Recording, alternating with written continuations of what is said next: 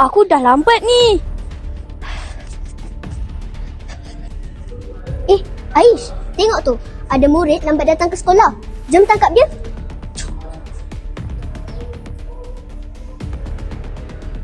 Kairin, tunggu. Kenapa awak datang lambat ke sekolah? Awak tahu kan sekarang dah pukul 7.30. Alah, saya telah tak tidur lah. Awak berdua maafkan saya ya. Saya janji tak lambat lagi.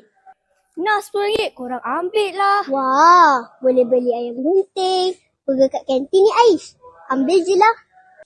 Astaghfirullahaladzim Sofia. Mana boleh kita ambil duit tu? Rasuah namanya. Hukum rasuah berdosa besar. Saya tak nak masuk neraka. Awak nak ambil lah.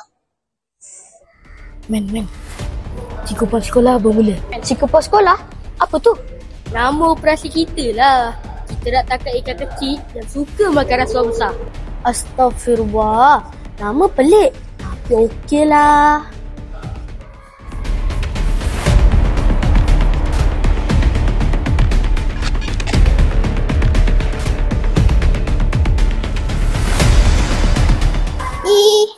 Cikgu, kami ingin melaporkan yang Kairin lambat datang ke sekolah.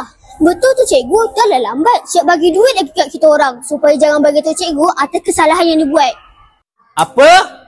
Kamu tahu tak apa yang kamu buat tadi boleh dikira sebagai rasuah? Apa nak jadi dengan anak-anak muda sekarang ni? Hey. Iman, nampak tak benda orang buat tu? Itulah misi psikopat kita hari ni.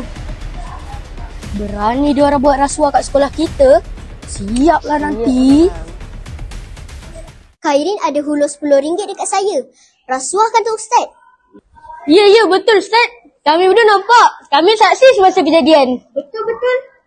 Hebatlah. Macam ni lah ejen anti rasuah. Menjadi saksi kejadian dan melaporkan kejahatan. Kairin, ambil balik duit awak ni.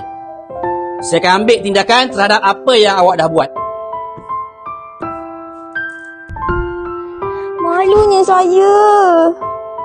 Sudah. Perkara yang berlaku jadikan pengajaran. Jangan ulangi lagi tau. Saya tak sengaja lah. Saya sebenarnya takut dan saya tahu saya salah. Dalam Islam, rasuah hukumnya haram. Nabi SAW bersabda, pemberi rasuah dan penerima rasuah, kedua-duanya masuk neraka. Daripada riwayat Tirmizi. Dengar tu. Rasuah ni bukannya melanggar hukum undang-undang, tapi juga melanggar hukum Allah. Ada je kat mana-mana korang ni ya. Mestilah. Kami kan Wira Cikupang.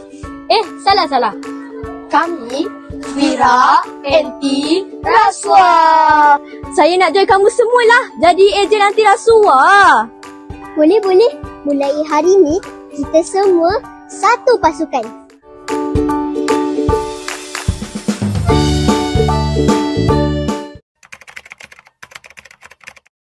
Rasuah adalah berkaitan dengan penerimaan atau pemberian suapan dalam kurungan rasuah bertujuan supaya seseorang melakukan atau tidak melakukan suatu perbuatan yang berkaitan dengan tugas rasmi dia.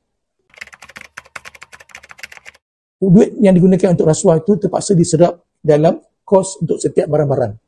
Barang-barang itu sepatutnya boleh dijual dengan harga murah, tapi sebabnya adanya rasuah, barang itu terpaksa dijual dengan harga mahal.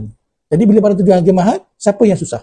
Rakyat yang susah. Sebab rakyat terpaksa bayar dengan harga mahal untuk barang yang sepatutnya dengan harga yang murah. Pesan rasuah kepada masyarakat merosakkan keadilan masyarakat. Sebagai contoh ya, rasuah telah mengetepikan kejujuran dalam institusi pembangunan pendidikan dan sebagainya.